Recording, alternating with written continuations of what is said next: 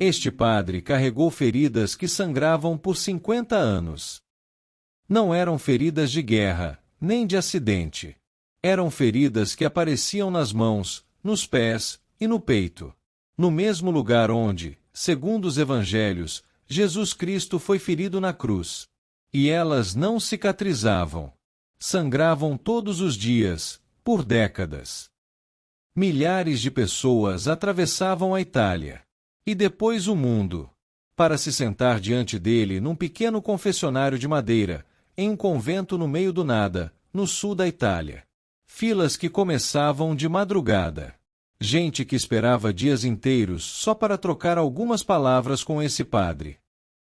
No entanto, a própria Igreja Católica, a mesma instituição que décadas depois o declararia santo, um dia decidiu calá-lo.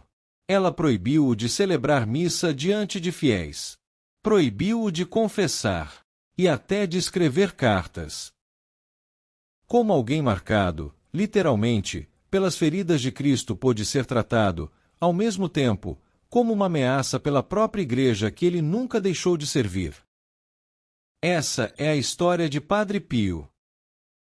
Antes de ser Padre Pio, ele era só Francesco. Francesco Forgione. Nascido em 1887, numa pequena cidade chamada Pietrelcina, no sul da Itália. Filho de camponeses. Gente simples. Que tirava da terra o sustento de cada dia. Não havia nada de espetacular no começo. Uma infância comum. Em uma família comum, numa Itália rural onde a fé fazia parte do ritmo natural da vida. Quase tão presente quanto o trabalho no campo. Mas quem conviveu de perto com o menino Francesco contava outra versão, mais silenciosa. Falava-se de experiências que ele guardava para si, visões, momentos que ele mesmo não sabia bem como explicar.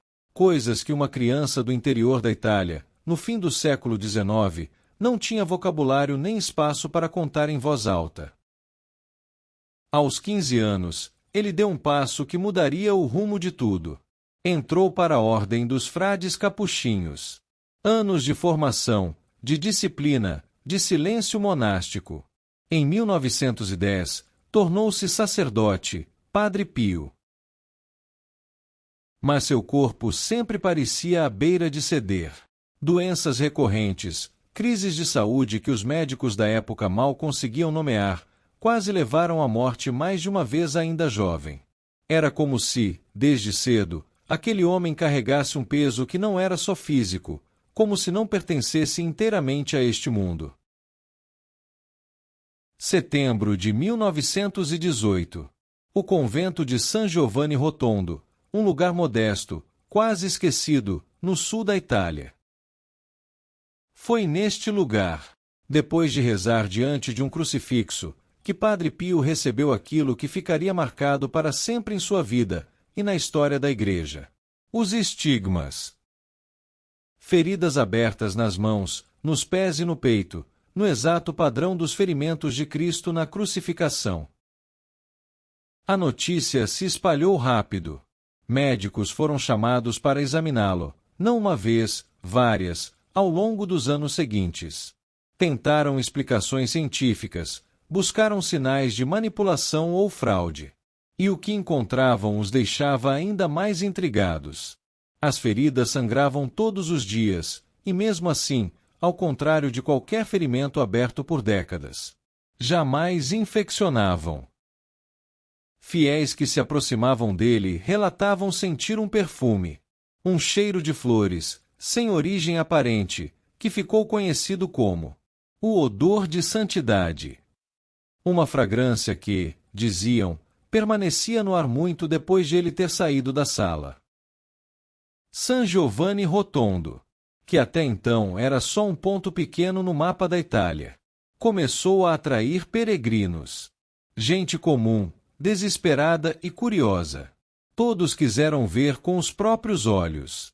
O frade que carregava, no corpo, as marcas da paixão de Cristo. Enquanto os peregrinos cresciam em número, algo mais silencioso e mais perigoso para Padre Pio acontecia dentro dos corredores do Vaticano. Nos anos 1920, denúncias começaram a chegar a Roma. Alegações de fraude. Suspeitas de que os estigmas fossem produzidos artificialmente. Relatos de histeria coletiva entre os fiéis que o cercavam. A hierarquia da Igreja, cautelosa por natureza diante de qualquer fenômeno místico, decidiu agir. Entre 1931 e 1933, veio o golpe mais duro. Padre Pio foi oficialmente proibido de celebrar missa diante do público. Proibido de ouvir confissões. E até de manter correspondência com os fiéis que lhe escreviam pedindo orações. Um silenciamento quase completo. Imposto não por inimigos de fora, mas pela própria instituição a qual ele havia dedicado a vida inteira. Padre Pio obedeceu.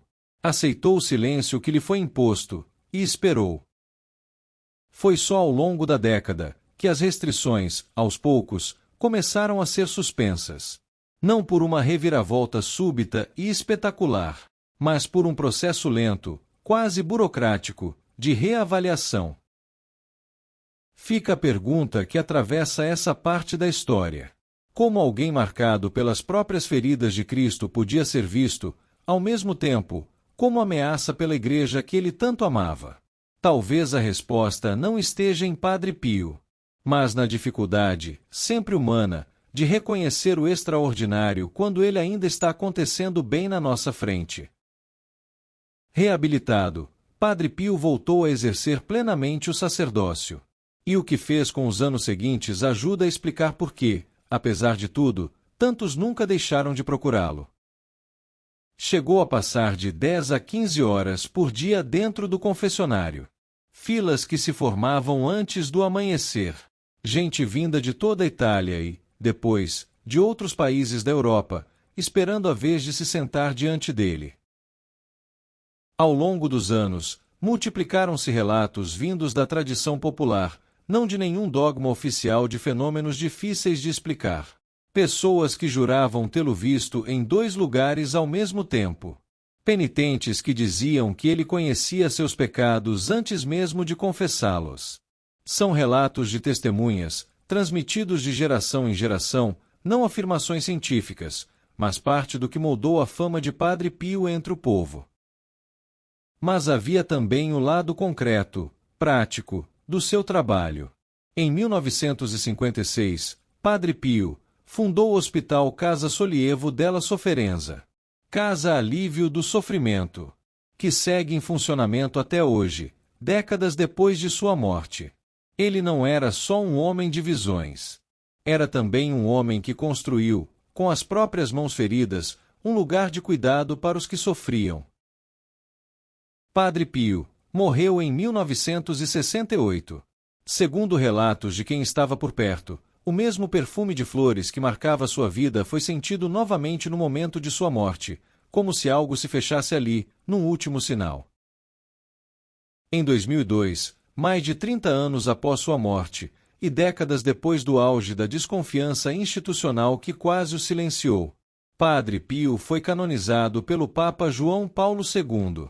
Agora santo reconhecido. Enfim, pela mesma Igreja que um dia duvidou dele. A história de Padre Pio não é sobre um homem perfeito. É sobre alguém que carregou dúvida, suspeita e silêncio impostos por dentro da própria fé.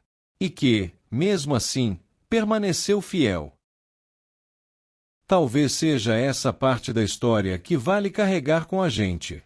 Santidade e a devoção são acessíveis a todos, não apenas a poucos, e que nem sempre é aplaudida no momento em que acontece.